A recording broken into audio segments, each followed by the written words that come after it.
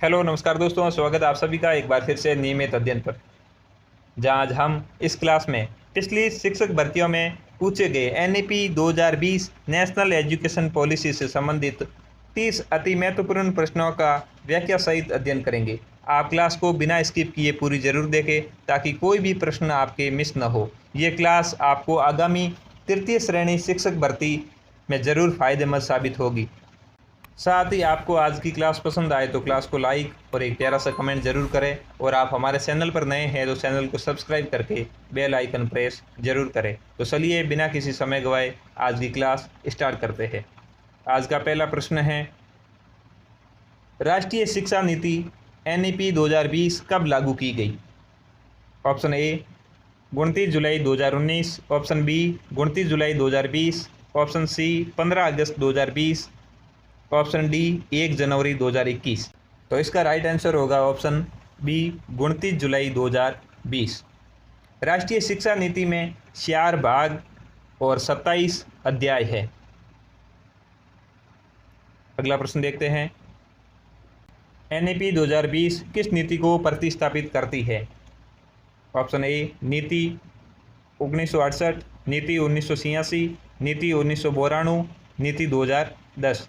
तो एनईपी 2020 नीति 1986 को प्रतिस्थापित करती है। इससे पहले भारत में पहली राष्ट्रीय शिक्षा नीति 1968 में आई थी और दूसरी राष्ट्रीय शिक्षा नीति 1986 में आई थी। अब राष्ट्रीय शिक्षा नीति 2020 ये तीसरी राष्ट्रीय शिक्षा नीति है। अगला प्रश्न देखते हैं, एनईपी 2020 में शिक्षा की नई संरचना क्या है? एनईपी 2020 में शिक्षा की नई संरचना क्या है? तो इसका option A 10+2, option B 5+3+3+4, option C 6+4+2, option D 4+4+4। तो इसका राइट आंसर होगा ऑप्शन बी 5+3+3+4। मतलब 5 साल, शुरुआती 5 साल में 3 साल होगा ईसीसी कोर्स, जहाँ बच्चा आंगनवाड़ी में पढ़ेगा, और पहली और दूसरी क्लास वो हो गए 5 साल। आगे के 3 साल में बच्चा तीसरी से लेकर 5वीं तक, और आगे के 3 साल में बच्चा 6वीं से लेकर 8वीं तक, और बाकी के 4 साल में बच्चा 9वीं से लेकर 12वीं तक का अध्ययन करेगा। अगला प्रश्न है, 5-3-3-4 संरचना में पहला चरण कौन सा है? 5-3-3 संरचना में पहला चरण कौन सा है? ऑप्शन ए प्रारंभिक चरण, ऑप्शन बी आधारभूत चरण, ऑप्शन सी प्राथमिक चरण, ऑप्शन डी माध्यमिक चरण। तो इसका राइट आंसर होगा ऑप्शन बी आधारभूत चरण। संरचना का पहला चरण है आधारभूत चरण, जहाँ बच्चे की आधारभूत नींव का निर्माण होता है। ईसीसी कोर्स, आंगनवाड़ी कोर्स में बच्चे का नींव का निर्माण होगा, उसे आधारभूत चरण कहते हैं। अगला प्रश्न है, नीति के अनुसार मातृभाषा में शिक्षा किस कक्षा तक दी जाएगी? एनईपी 2020 में मातृभाषा की शिक्षा किस कक्षा तक दी जाएगी? ऑप्शन ए कक्षा 3 तक, ऑप्शन बी कक्षा 5 तक, ऑप्शन सी कक्षा 8 तक, ऑप्शन डी कक्षा 10 तक। तो इसका राइट आंसर होगा ऑप्शन बी कक्षा 5 तक। अगला प्रश्न है, शिक्षा मंत्रालय का नया नाम पहले क्या था? शिक्षा मंत्रालय का नया नाम पहले क्या था? ये प्रश्न है। ऑप्शन ए संस्कृति मंत्रालय, ऑप्शन बी मानव संसाधन विकास मंत्रालय, ऑप्शन सी सामाजिक कल्याण मंत्रालय, ऑप्शन डी ज्ञान मंत्रालय। तो इसका राइट आंसर होगा ऑप्शन बी मानव संसाधन विकास मंत्रालय। अब इसका नाम शिक्षा मंत्रालय कर दिया गया है। इसका पहले नाम था मानव संसाधन विकास मंत्रालय। अगला प्रश्न, नीति के अनुसार शिक्षा का सार्वभौमिकरण किस वर्ष तक करना है? एनईपी 2020 के अनुसार शिक्षा का सार्वभौमिकरण किस वर्ष तक करना तय किया गया है? Option A 2025, option B 2030, option C 2040, option D 2050। तो इसका राइट आंसर होगा ऑप्शन बी 2030 तक शिक्षा का सार्वभौमिकरण करना है। प्रारंभिक बाल शिक्षा किस आयु वर्ग के लिए है? प्रारंभिक बाल शिक्षा किस आयु वर्ग के बच्चों के लिए है? ऑप्शन ए 3 से 6 वर्ष, ऑप्शन बी 6 से 10 वर्ष, ऑप्शन सी 3 से 8 वर्ष, ऑप्शन डी 8 से 11 वर्ष। तो इसका राइट आंसर होगा ऑप्शन सी 3 से 8 वर्ष। प्रारंभिक बाल शिक्षा 3 से 8 वर्ष बच्चों के लिए निर्धारित की गई है। अगला प्रश्न, उच्च शिक्षा आयोग कितने अंगों में विभाजित होगा? उच्च शिक्षा आयोग कितने अंगों में विभाजित होगा? ऑप्शन ए 2 अंग, ऑप्शन बी 3 अंग, ऑप्शन सी 4 अंग, ऑप्शन डी 5 अंग। तो इसका राइट आंसर होगा ऑप्शन सी 4 अंग। एनईपी 2020 में बोर्ड परीक्षा होगी। एनईपी 2020 में बोर्ड परीक्षा कैसे होगी? ऑप्शन ए विषय आधारित, ऑप्शन बी योग्यता आधारित, ऑप्शन सी वस्तुनिष्ठ, ऑप्शन डी निम्नात्मक। तो इसका राइट आंसर होगा ऑप्शन बी योग्यता आधारित परीक्षाएं होगी एनईपी 2020 के अनुसार। नीति में परख का संबंध है। राष्ट्रीय शिक्षा नीति 2020 में परख का संबंध किससे है? ऑप्शन ए परीक्षा सुधार से, ऑप्शन बी शिक्षक प्रशिक्षण से, ऑप्शन सी नई विश्वविद्यालय नीति से, ऑप्शन डी ऑनलाइन शिक्षा से। तो इसका राइट आंसर होगा ऑप्शन ए परीक्षा सुधार से। अगला प्रश्न, नीति के अनुसार शिक्षा पर जीडीपी का कितना प्रतिशत व्यय किया जाएगा? राष्ट्रीय शिक्षा नीति 2020 के अनुसार जीडीपी का कितना प्रतिशत व्यय शिक्षा पर किया जाएगा? Option A 3%, option B 4%, option C 5%, option D 6%। तो इसका राइट आंसर होगा ऑप्शन डी 6% भाग जीडीपी का शिक्षा पर व्यय किया जाएगा। अगला प्रश्न, एनईपी 2020 में 3 भाषा सूत्र का पालन किस स्तर पर होगा? ऑप्शन ए प्राथमिक स्तर, ऑप्शन बी माध्यमिक स्तर, ऑप्शन सी उच्च माध्यमिक स्तर, ऑप्शन डी सभी स्तरों पर। तो इसका राइट आंसर होगा ऑप्शन ए प्राथमिक स्तर। एनईपी 2020 के अनुसार 3 भाषा या त्रिभाषा सूत्र प्राथमिक स्तर पर लागू होगा। नीति के अनुसार शिक्षक शिक्षा बीएड की अवधि कितनी होगी? राष्ट्रीय शिक्षा नीति 2020 के अनुसार बीएड की अवधि कितनी होगी? तो इसका राइट आंसर है 4 वर्ष।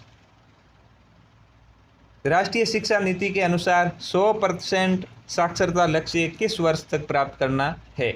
लक्ष्य रखा गया है 100% साक्षरता का। Option A 2025, option B 2030, option C 2040, option D 2050। तो इसका राइट आंसर होगा ऑप्शन बी 2030 तक। शिक्षा साक्षरता में 2030 तक इस नीति में 100% साक्षरता का लक्ष्य रखा गया। अगला प्रश्न है, एनईपी 2020 में डिजिटल शिक्षा के लिए कौन सा मंच बनाया गया? एनईपी 2020 में डिजिटल शिक्षा के लिए कौन सा मंच बनाया गया है? Option A Diksha, option B NET, option C Shyam, option D NPTEL। तो इसका राइट आंसर होगा ऑप्शन बी NETF। अगला प्रश्न है, नीति के अनुसार शिक्षा का अधिकार अब किस आयु वर्ग तक लागू है? राष्ट्रीय शिक्षा नीति 2020 के अनुसार शिक्षा का अधिकार अब किस आयु वर्ग तक लागू है? तो ऑप्शन ए 7 से 14 वर्ष, ऑप्शन बी 3 से 18 वर्ष, ऑप्शन सी 7 से 18 वर्ष, ऑप्शन डी 3 से 21 वर्ष। तो इसका राइट आंसर होगा ऑप्शन बी 3 से 18 वर्ष। पहले था 7 से 14 वर्ष, अब 3 से 18 वर्ष। इसमें बालवाड़ी ECC कोर्स को शामिल कर लिया गया है और इसलिए इसमें 3 से 18 वर्ष तक का प्रावधान है। नीति के अनुसार कौन सी डिग्री समाप्त की गई? राष्ट्रीय शिक्षा नीति 2020 के अनुसार इनमें से कौन सी डिग्री समाप्त कर दी गई? Option A BEd, option B MEd, option C MPhil, option D PhD। तो इसका राइट आंसर होगा ऑप्शन सी MPhil। MPhil को राष्ट्रीय शिक्षा नीति 2020 के अनुसार समाप्त कर दिए गए। अगला प्रश्न है, उच्च शिक्षा में मल्टीपल एंट्री और एग्जिट सिस्टम क्या है? उच्च शिक्षा में मल्टीपल एंट्री और एग्जिट सिस्टम क्या है?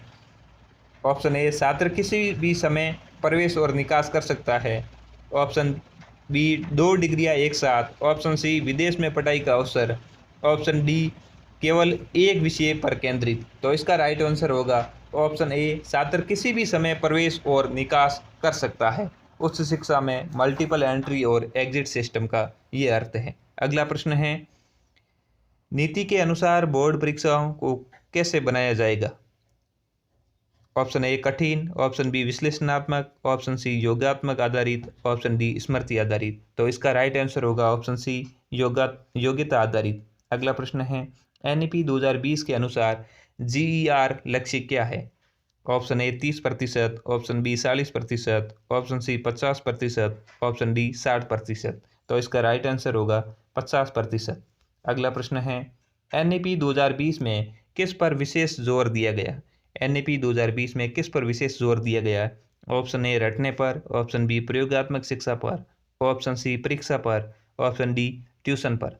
तो इसका राइट आंसर होगा ऑप्शन बी प्रयोगात्मक शिक्षा पर। NEP 2020 में प्रयोगात्मक शिक्षा पर विशेष जोर दिया गया। अगला प्रश्न है, NEP 2020 के अनुसार छात्रों का मूल्यांकन किस आधार पर होगा?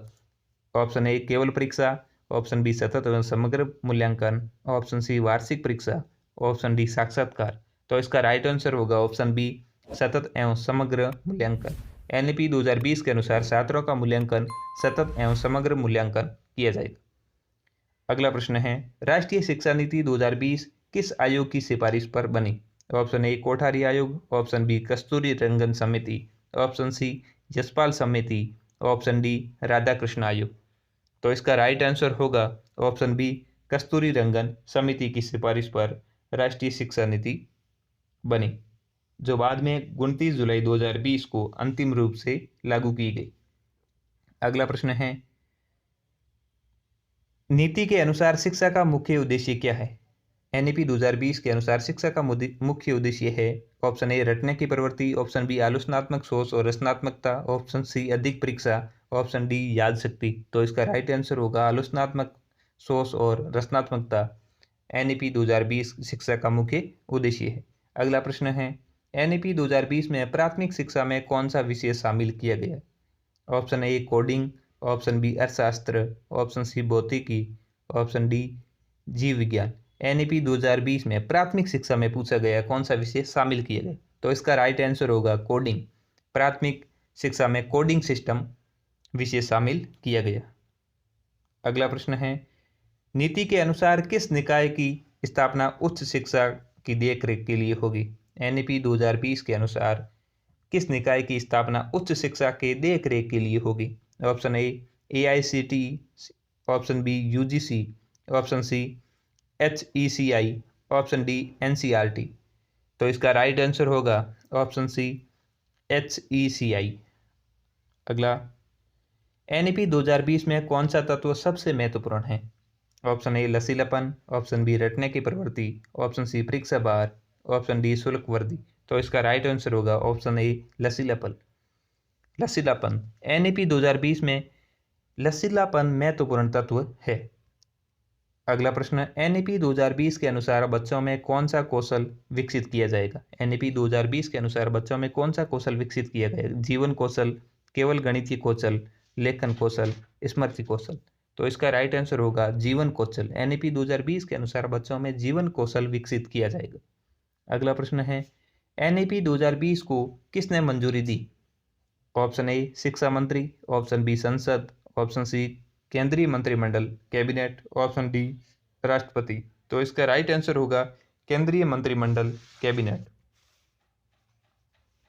इसी के साथ हमारी आज की क्लास यह समाप्त हुई। आपको क्लास पसंद आए तो लाइक और शेयर जरूर करें और एक प्यारा सा कमेंट करना ना भूलें। आपको इस क्लास की PDF चाहिए तो आप नियमित अध्ययन टेलीग्राम चैनल को ज्वाइन कीजिए। टेलीग्राम चैनल का लिंक इस क्लास के डिस्क्रिप्शन या कमेंट बॉक्स में पिन है। आप वहां से टेलीग्राम के अंदर इस क्लास की आपको PDF मिल जाएगी। तो मिलते हैं अगली क्लास में, तब तक के लिए धन्यवाद।